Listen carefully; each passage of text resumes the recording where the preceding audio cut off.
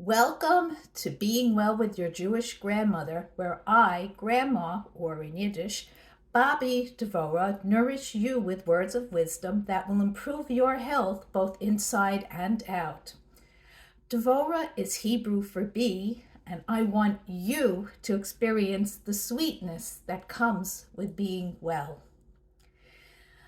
Today, I want to talk about what in my family was an unmentionable word. It was the D word.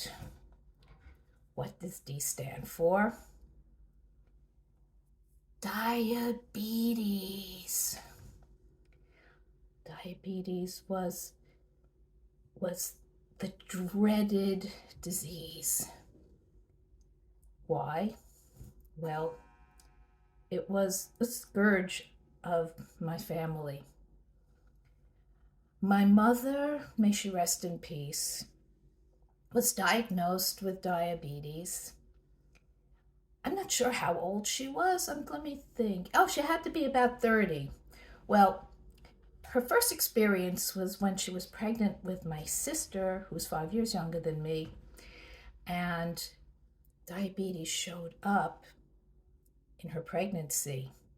Now, today, we do finger sticks and blood testing, and we test it that way. In those days, we didn't have all that technology. Remember, this is going back to the 1960s. So in the 1960s, people had to test their urine. So I guess it was at an OB appointment, and they found that there was sugar that she spilled in her urine, and okay, so she was a diabetic, and I don't remember if she took insulin, but I was really little at that time, so how am I going to remember? But after she had my sister, by C-section, which wasn't so common back in those days like it is now, but she was not in good health. My sister was born at, I don't know how many weeks, but I know she was definitely preterm, that they had to deliver her.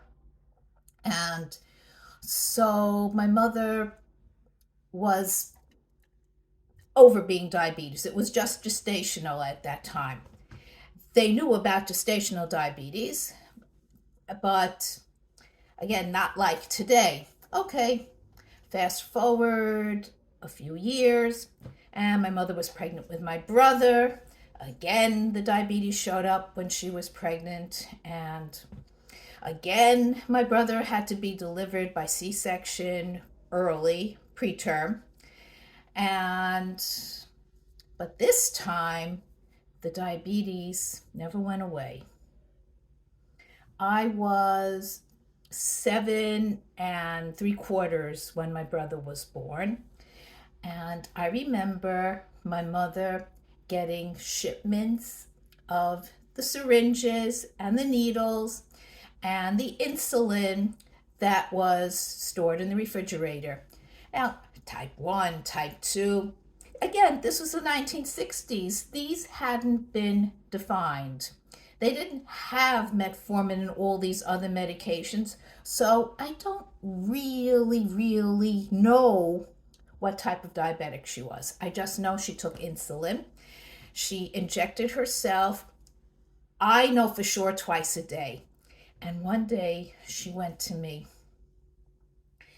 "Look at me giving myself a shot. You want to do that? If you don't stop eating, and if you don't lose weight, and if you don't eat right, this is going to happen to you."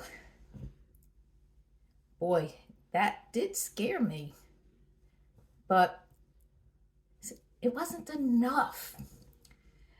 Anyways, my mother passed away not long after, a few days before my brother's third birthday, as I have mentioned before.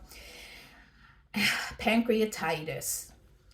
Okay, it turns out my grandfather, her father, also had diabetes. He passed away a few months after my mother. Broken heart, It's to lose a child, your daughter. I can't imagine. It must be the worst thing a parent can go through. But I'm going to fast forward a few years later to my first pregnancy. The stage had already been set. I already had this terrible, terrible fear of diabetes, the D word. Okay, now because of such a strong family history, I was tested. Not the glucose challenge test and the glucose tolerance test like they do today. Again, they didn't do it routinely. So, what did I do? I had to go to the lab. And it wasn't done in my doctor's office. I went to the lab. They took a fasting blood sugar. I ate breakfast. What did I eat? I don't even remember what. I think eggs, roll, bagel, orange juice. I don't know. They told me what to eat. I ate something, and 2 hours later, they took my blood test. It's called a 2-hour postprandial. Okay? So then I get a phone call the next day from my doctor's office that the results are weird. The fasting was in the 70s, which is fine, and the 2-hour postprandial was like 120. It's like, was it reversed? Well, I'll tell you. Probably. And so the next day I went back to the lab. I took a fasting. It turned out the fasting was in the 70s. So the labs made a mistake. The labs do make mistakes. There are human beings there. They are not perfect. Okay, good to know. So that pregnancy was fine. We're going to speed the tape up again, and we're going to get to another pregnancy, my 6th pregnancy.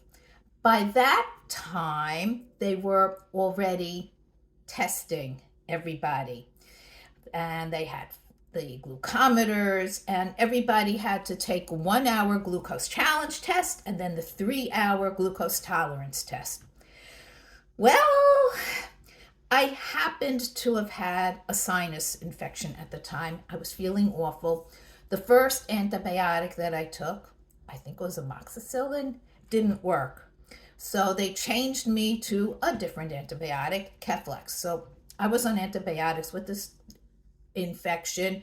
So I asked them, could I put the test off for when when I'm finished with the course of antibiotics? And said, no, you have to do it now. It was 28 weeks. Now they do it between 26 and 28 weeks. And sometimes I've seen it even done a little earlier. Okay. I failed the 1-hour glucose challenge test. Oh my. I was hysterical. What's this mean? What's this going to be? Oh no, oh no, oh no, this is horrible. Well, I had to go to the lab. I took the 3-hour. Well, guess what? I failed that one too. Can you imagine? Oh my goodness. I was sent to a nutritionist. I followed that diet so carefully. It did not need medication. It was diet controlled. And I'm looking back, they didn't even check my blood sugar when I was in labor. Okay, I had my baby. Everything was fine. And great. Okay. No talk of diabetes. Well, let's pick that tape again and move the reel even more forward to a few years ago. Well, I wasn't diabetic, but my hemoglobin A1C was creeping up. When it was 5.7, and then the next time I tested it, it was 6. I was definitely on my way and I was scared because I had all these horrible associations with diabetes. Diabetes can be controlled, diabetes can be reversed. Well, guess what? I tried a few things. I've tried a few different diets. The low carb, and it I didn't feel well on it. I tried something else. I discovered the whole food plant-based diet. And you know what? Not only did I lose weight, my hemoglobin A1C went from 6.0, it went down to 5.3, which is not even pre-diabetic, which is fine. It's perfect. It's great. Well, it's hard to do this on your own. Great sports people, great athletes work with a coach. And I believed in this so much that I became a coach. And it took a lot of discipline, but it took a lot of self-love for me to do this, for me to make the changes that I needed to make. And I want to support you. I want to show you how you can love yourself. No matter what you look like, no matter what that number on the scale says, no matter what anybody says, no matter any conditions that you have, any illnesses, any chronic diseases, no matter what, the key to starting to make those permanent changes is to love yourself enough to know that you're worth it. So I would love, if this resonates with you, if this strikes a chord in you, that it just makes sense, contact me and let's see what coaching can do for you.